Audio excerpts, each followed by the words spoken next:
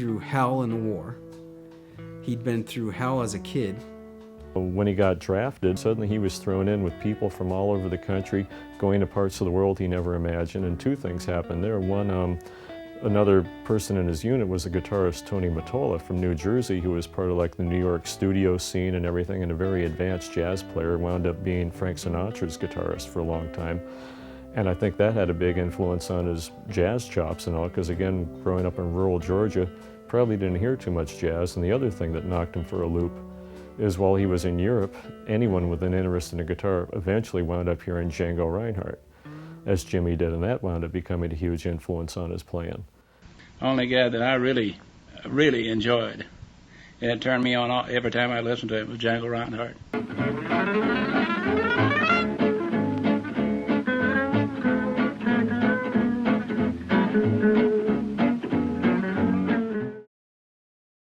I would say in those days, Jimmy Bryant was the best guitar player in the whole world.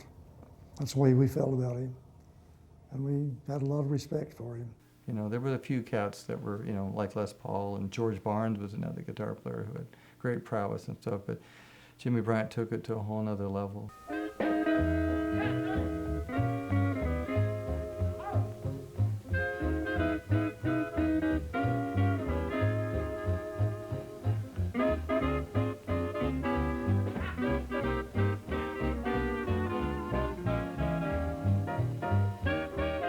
These guys come along and put immense technical ability and musical ideas. I mean, you can't make a whole album like this, and they made many as good as this, without a vast musical reservoir, if you like. Like if you listen to this stuff now, people can't touch it. You could try, get close. I tried to get it close, it's just like, it's not the same. Dude,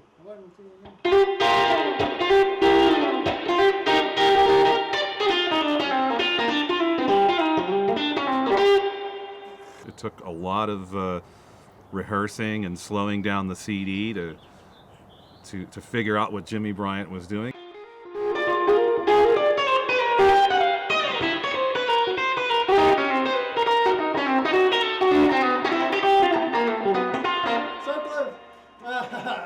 I gave up learning the rest of the 6 songs and just stuck with the 2. Stratosphere Boogie is remarkable. And when you hear that first time, you think it's an overdub trick. You know, there's 2 guitars, and but obviously not. It wasn't done like that. But even the dual playing, when they do play lines together, I can't think of anybody who's ever done it better. I mean, this music is unrepeatable. I play live shows and I try to do solos, and I do it like okay, and the people are like, wow, that's so cool. And I was just like, if Jimmy saw it, he'd be like, nah, it wasn't quite right. You know, I could just tell. So close, so close, so close, so close. It's there. It's just be with me on it. Okay, I'm so sorry. It's just so intriguing to me that they came up with it first of all, and then to be able to figure it out, it's amazing to me.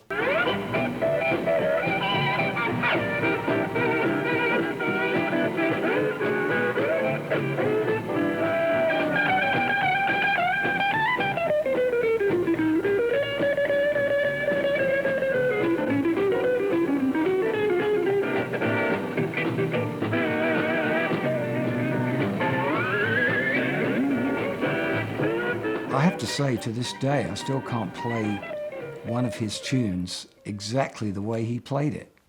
To this day, people can't play it. But I like to think that I have the essence of what he did, you know.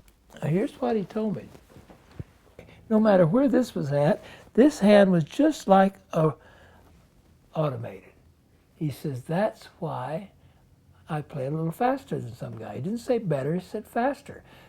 So now you have this really great, bustling country music scene going in LA. World War II ends, and out of the Army comes these gifted musicians and players. He was just having a great time. Everybody was having a great time after the war, but for him, it was just living the dream.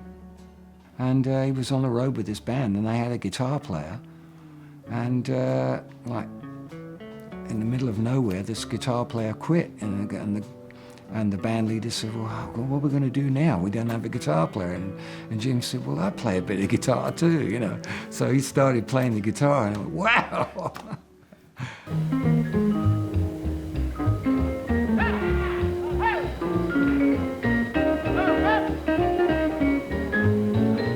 here. He was in California. They were in hog heaven. They were rubbing arms with movie stars and especially the Cowboys, because that was their love, and their music is really what got them together with all of it. All the barn dances, and people wanted to celebrate after the war, and the music that was taking place, and Western swing, but the guitar added a different dimension to it totally, and it never looked back. I, as a kid, didn't understand the genius that Dad was. I was brought to the studio at times. I was the model son to sit there and, shut up and not make sound when they're rolling. And maybe I thought all dads are on TV. It wasn't made a big deal. Dad didn't make a big deal out of it. It was just a studio, and I didn't get it. The mid-40s to mid-60s, LA harbored the mainstay of the country music scene before it moved to Nashville. They were actors in a lot of the westerns, and to name a few notable names, there's Roy Rogers and Gene Autry. That's just scratching the surface. You're going to find at least 20 country music stars that were actors and guitar players and singers and songwriters back then. Jimmy was the music behind them. Yeah, he did a lot of TV. Yeah, I've been fortunate enough to see some of those clips. They're hard to find. Those sessions were happy sessions. That's why he made it also, is because of the sound of the sessions. Shotgun boogie draws a beat so fine. Look out, big boy, he's loaded all the time.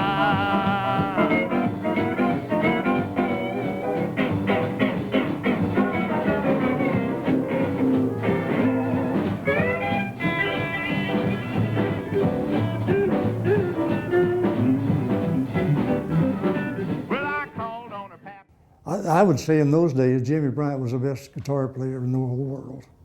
That's the way we felt about him. And we had a lot of respect for him.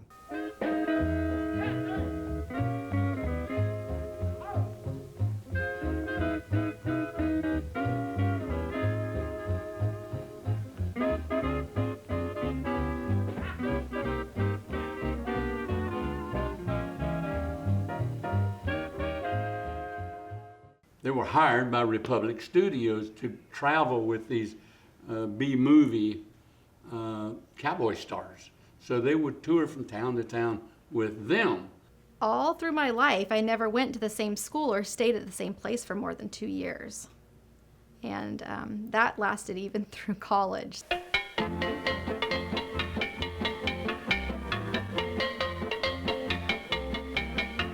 And then, of course, when they're not touring, they would play all of the clubs around town. But for Dad, I'm sure it was just such an honor to be involved with somebody like Roy Rogers. Out of wasteland, wasteland.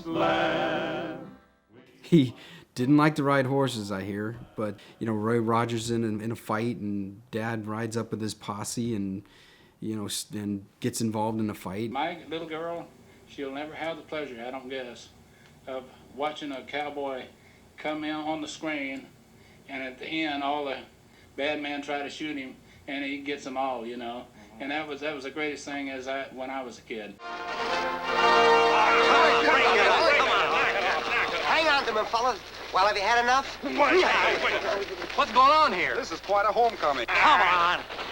We've been waiting a long time for somebody to do this. Yeah. Pretty funny for me to see that, but for Dad, that must have been a huge honor. He must have been thrilled to be a small town kid from Moultrie, Georgia, just being in a movie. But that was the first picture the Fender guitar was ever seen, was in a Roy Rogers movie. Leo Fender was there with me with bells on. He couldn't believe it. It was going to be in a Roy Rogers picture. Leo Fender, and he was just beaming because, you got these guys at an outdoor carnival playing stand-up bass and acoustics, and there's Dad with the telly, just some old Western. It's like, what? Leo Fender and George basically had this guitar that they could not sell. And nobody was buying it because they weren't familiar with a solid body guitar. It's never been done before. And so they were kind of looking for somebody to play this thing. Leo and I we took one of those first broadcasters one night, went into Los Angeles to a place called Riverside Rancho. So Leo and I kind of got off in the corner out of the way and waiting till the band took a break so we could talk to the guitar player. That guy was my dad. Came over where we were standing and he saw our guitar sitting there and he wanted to know what kind of guitar it was. He said, well, it's something new we've been working on. And he said, could I see it? And I said, certainly, that's why we brought it. And he said, well, can I play it? When he sees an instrument, he wants to know how to play it. And seeing somebody come in with something that looked like a Telecaster, I mean, that must have been blowing him away. And it was no problem for this guy to figure out what to do with it. He was helping Leo by promoting it. He took it when he drove around and played places. And all they had back then was the strings on the guitar, the pickup, and the amp. And he did things on that guitar you couldn't believe what he did on it. The whole crowd of dancers crowded around watching this young man play. I would say he played at least 2 hours on that guitar that night. And everybody just loved it. They never went back to dancing. The band didn't go back to playing. They just listened to this young man play. Well, we had never met him before, but that was the fabulous Jimmy Bryant. The Telecaster really started the whole ball. It really got it going, and Jimmy Bryant was the first star, He was the first guy to promote it and get it out there and stuff, and he was in the Fender catalogs. And I mean, it was a marriage made in heaven, really. Because the Telly is such a guitar, it dictates how you play in a way, And I think that had a lot to do with the way Jimmy's style developed. There was this incredible confluence of an instrument with this sort of unfettered possibility with someone that was just perfectly poised to take advantage of those possibilities. When it came to him playing it on the Roy Rogers shows and in the movies and things like that, he felt that he was that guitar. When it came to Fender, he was the one that made them. And people would come in and say, I want one of those guitars like Jimmy Bryant plays. I want to be able to play like Jimmy Bryant. I used to tell them, well, we can build you a guitar like that, but I'm not sure we can teach you how to play like Jimmy Bryant does. I think that Leo Fender owes Jimmy Bryant a significant chunk of his success, because when you have a guy like Jimmy Bryant playing your guitar, those guitars are going to sell. We couldn't build enough of them. But I was very stupid business-wise, because all I had to do was say to Leo, hey, look, old partner, you made it, but I'm making it known, so we're 50% partners. But I didn't say those things. I never really asked Dad, what did it mean to you to play that prototype and understand how that affected history? I think that he probably realized that it was a big deal.